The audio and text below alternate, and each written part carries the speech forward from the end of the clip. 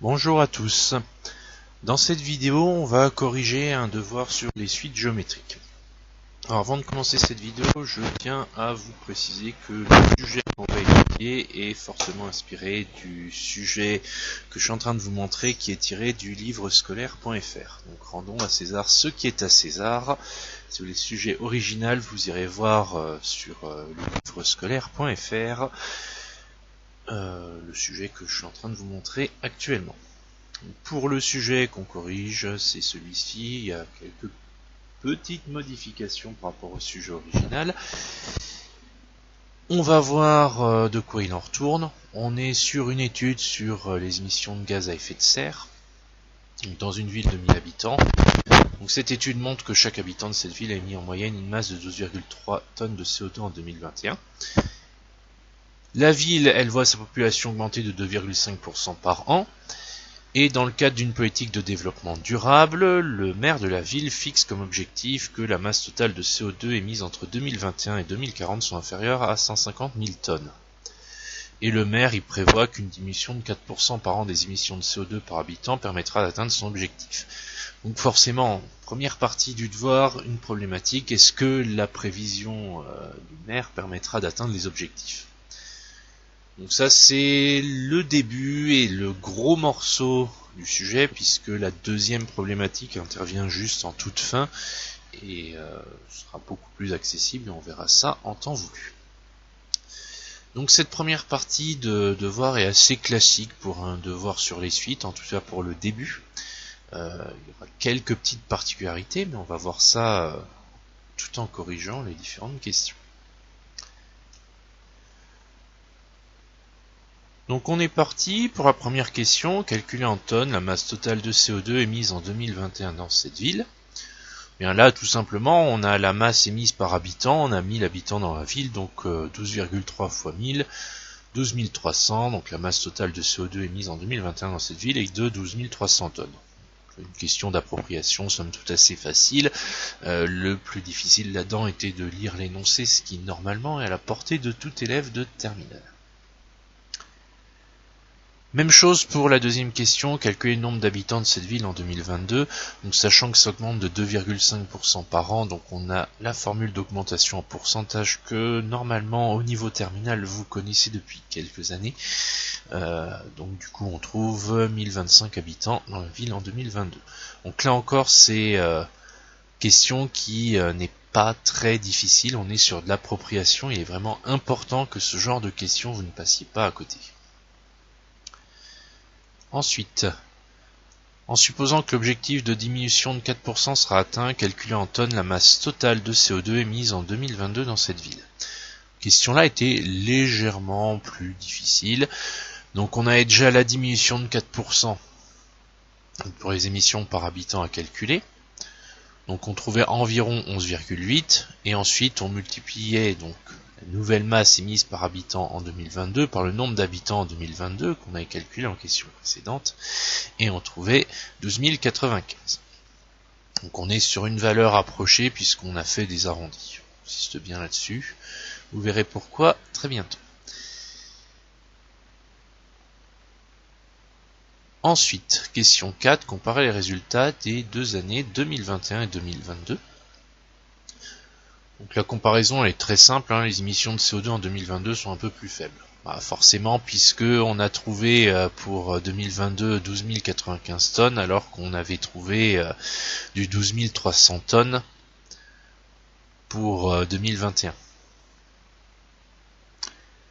Donc ça c'était pas une question très difficile pour ceux qui avaient fait des questions d'avance, qui normalement, encore une fois, doit être le cas de tout le monde, puisque ce sont des questions de début de problème, qui sont des questions faciles.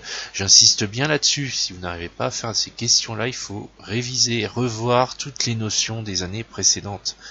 Permettre de faire ça sans problème. La question 5, analyser, raisonner, décrire en quelques lignes une démarche permettant de vérifier si la diminution de 4% des émissions de CO2 permet d'atteindre l'objectif fixé par le maire. Donc, alors là, démarche assez détaillée. Donc on pourrait déjà vérifier que la diminution de 4% permet d'atteindre les objectifs en modélisant la situation avec des suites géométriques. Là, on a des augmentations, diminutions en pourcentage qui se calculent avec des multiplications, donc suite géométrique. Ça, il faut faire le lien directement. Bon, sur un devoir sur les suites géométriques, il y a quand même des chances qu'on utilise des suites géométriques. Être un peu logique là-dessus. Ensuite, qui dit suite dit calcul avec Excel. Donc, on cite forcément qu'on peut passer sur Excel ou tout autre logiciel de tableur, hein, ça marche pareil. Vu qu'il nous faut les infos jusque 2040, ben on va calculer jusqu'en 2040 et puis après on fait la somme. Là on a la réponse, savoir si on atteint l'objectif fixé par le maire ou pas. Alors ça tombe bien puisque cette démarche là c'est celle qu'on vous demande de faire juste après. Vous devez récupérer un fichier donc tiré du livre scolaire.fr. Donc le fichier est accessible pour tout le monde, hein, on est appelle que livrescolaire.fr, mais à disposition en version consultable sur internet les ouvrages, ce qui peut être assez pratique pour vous entraîner, et mettre aussi du coup les fichiers à disposition, donc vous pouvez les récupérer si vous voulez vous entraîner. Donc quand vous avez votre fichier, vous pouvez passer donc sur Excel pour effectuer savoir de compléter le tableur afin de déterminer les valeurs de N, Vn et Wn de 2021 à 2040. Tout de suite. Le fichier Excel il ressemble à ça, il va falloir tout compléter. Donc, première chose, le nombre d'habitants. Donc, il est à 1000 au début, on sait qu'il augmente de 2,5% par an. Donc on programme notre suite. Une augmentation de 2,5%, c'est 1 plus 2,5 sur 100. Ce qui fait 1,025. Donc on a la cellule C4 multipliée par 1,025 qui nous donne bien le 1025 qu'on a calculé tout à l'heure. Et après on demande à Excel de faire la même chose pour toutes les cellules suivantes. On vérifie bien, le calcul est toujours fait, le rang d'avant fois le 1,025 qui sera donc la raison de la suite U. Pour la masse de CO2 émise, donc là on a une diminution de 4%, donc le principe va être un peu le même, sauf que on multipliera par 1 moins 4 sur 100, ce qui fera du 0,96. Et là, même chose, on pousse le calcul. Alors là où tout à l'heure je vous disais 11,8 c'était une valeur approchée, Excel garde une valeur exacte en mémoire, donc on aura des résultats légèrement différents, c'est tout à fait logique puisque tout à l'heure on a calculé en valeur approchée, alors que là ce sera du calcul en valeur exacte. Ensuite, la masse totale de CO2 émise en tonnes. Voilà, c'était le nombre d'habitants fois la masse de CO2 émise par habitant. Encore une fois, on programme ce qu'on veut faire et on pousse Excel à faire le calcul. Et la somme Wn en tonnes. Bon, bah, qui dit somme, on va taper égale somme, hein, on s'embête pas trop là-dessus. On ouvre la parenthèse, première valeur, 2 points, la dernière valeur. Donc pour la première ligne, on fait la somme de E4 à E4. On valide ça.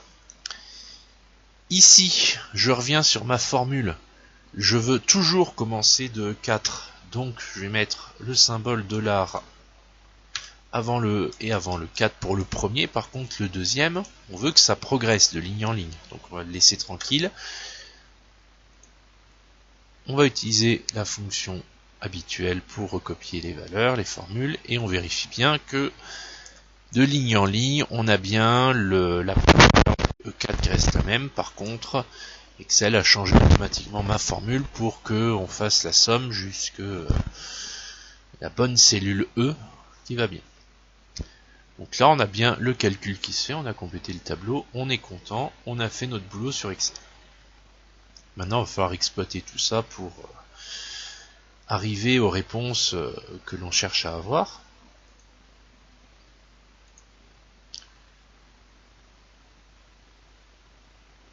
Donc calculer les rapports W2 sur W1, W3 sur W2 et W4 sur W3. Donc les calculs ils sont ici. Alors les valeurs on va les chercher dans le tableau hein, tout simplement. Donc on les a ici, W1, W2, W3, W4, hein, donc c'est ces valeurs-là qui nous intéressent, qu'on va utiliser pour faire nos calculs. Donc on trouve à chaque fois 0,984. Et on nous demande juste après de conjecturer la nature de la suite Wn, puis de donner son premier terme et sa raison.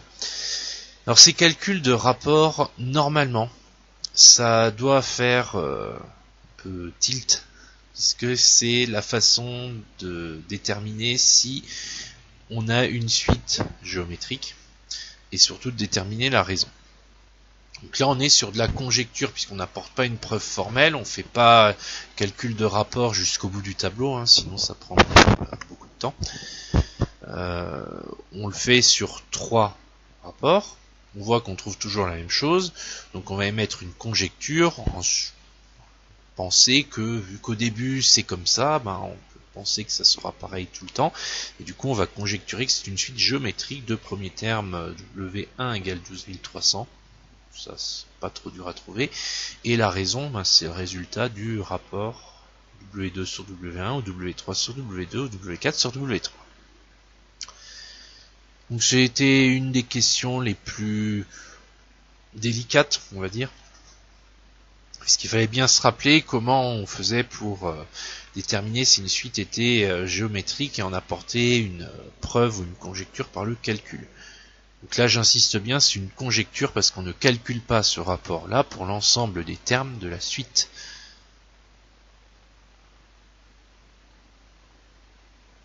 Ensuite, question 9, répondre à la problématique 1. Problématique 1, c'est la prévision de diminution annuelle permettra-t-elle au maire d'atteindre l'objectif d'émission de CO2 qu'il s'est fixé? Donc la réponse c'est non. Tout simplement parce que on arrive à 211 965,550 tonnes, sauf que le maire il s'est fixé comme objectif 150 000 tonnes. Donc on est un petit peu au-dessus. Donc on répond non. La prévision de diminution annuelle de CO2 ne permettra pas d'atteindre l'objectif fixé par le maire, car la masse totale de CO2 émise entre 2021 et 2040 sera de 211 965,550 tonnes, ce qui est nettement supérieur aux 150 000 tonnes espérées. Donc là, si on arrive à ça, on a répondu à la première problématique, et on a fait la grosse partie du problème. La plus délicate, on va dire. Maintenant, il nous reste 3 questions, avec une deuxième problématique, qui est comment modifier les prévisions du maire pour atteindre l'objectif fixé. Donc, question 10, d'écrire une démarche permettant d'atteindre l'objectif fixé par le maire. Bon, là, pour atteindre l'objectif, il n'y a pas 36 solutions. Soit on rehausse l'objectif, mais du coup, ça serait plus le même objectif. On pourrait dire, au lieu d'atteindre 150 000 tonnes, il a qu'à se contenter d'atteindre 220 000 tonnes et puis ça marchera. Sauf que, du coup, c'est pas vraiment une démarche qui va dans le sens de l'objectif fixé par le maire. La deuxième solution, ce serait de dire, vu que c'est des émissions par habitant, on réduit le nombre d'habitants. Ouais.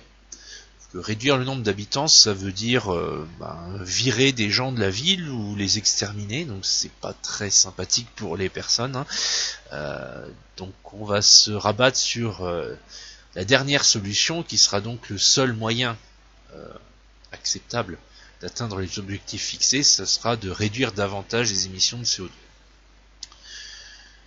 Donc on peut mener cette démarche avec Excel. Alors, la démarche, c'est pas de réduire les émissions de CO2, c'est d'établir les calculs pour vérifier que ça fonctionne. Être clair là-dessus. Donc on nous dit d'appliquer la démarche proposée, puis ensuite de répondre à la deuxième problématique. Donc tout ça, ça sera en commentaire audio. Donc sur Excel, on se retrouve avec notre beau tableau qui est ici. Si on se dit on va réduire les émissions encore davantage, ça veut dire qu'on va modifier le coefficient ici. Alors là on est sur une réduction de 4%, ce qui était fixé à la base. Maintenant on peut se dire, au lieu de réduire de 4%, on va être un peu plus ambitieux, on va doubler la réduction. Donc au lieu de mettre 0,96, on va mettre 0,92, puisque si on double la réduction, on réduira de 8%, donc de 1 moins 8 sur 100, ce qui donnera bien 0,92. On pense bien recopier la formule, sinon ça va pas adapter pour l'ensemble des valeurs. Et là, tout le tableau se met à jour automatiquement. Donc on a juste ça à faire en fait pour appliquer la démarche. Et ben là, on trouve qu'on a bien quelque chose inférieur à 150 Newton. Donc du coup, doubler la réduction, ça serait ce qui serait à faire tout simplement. Alors, au passage, mener cette démarche, ça veut dire peut-être tâtonner, faire plusieurs essais, changer plusieurs fois le taux de réduction annuel d'émissions de CO2. C'est quelque chose que vous pouvez tout à fait faire et vous venez de voir que c'est très rapide à faire avec Excel. Donc n'hésitez pas sur ce genre de questions à faire des essais. Essayez plusieurs valeurs jusqu'à trouver la bonne. Donc là, en l'occurrence, l'idée de doubler la réduction, c'était vraiment la bonne idée. Pour atteindre les objectifs, il faut 8% de réduction annuelle et pas 4%. Donc voilà pour cette question. Et vous voyez que cette deuxième partie était beaucoup plus rapide que la première, puisque on arrive directement à la réponse grâce au logiciel. Donc pour réussir un problème comme ça, il n'y a pas de secret. Il faut bien maîtriser les suites géométriques et l'usage d'Excel. Si vous maîtrisez Excel et les principales formules sur les suites géométriques, ça ne devrait pas poser de problème. Le tout en supposant bien sûr que les prérequis sur les calculs avec des pourcentages soient maîtrisés. Vu que c'est quelque chose que vous devez maîtriser depuis au minimum l'année de seconde, voire même avant, depuis le collège, normalement c'est pas ce qui doit vous poser problème. Si vous avez eu des difficultés là-dessus, pas de secret, revoyez les bases, revoyez les pourcentages si c'est les pourcentages qui vous ont bloqué, revoyez votre chapitre des suites si c'est compréhension des suites qui vous a bloqué, ou entraînez-vous avec Excel si vous avez galéré sur le logiciel. C'est des choses, c'est pas en relisant votre cours plusieurs fois que vous y arriverez, c'est vraiment en essayant. Essayez, faites-le, entraînez-vous et vous y arriverez. Voilà pour cette correction. Donc comme à chaque fois, si vous avez des questions, n'hésitez pas à me les poser, j'y répondrai avec plaisir. Et sinon, je vous dis à très bientôt.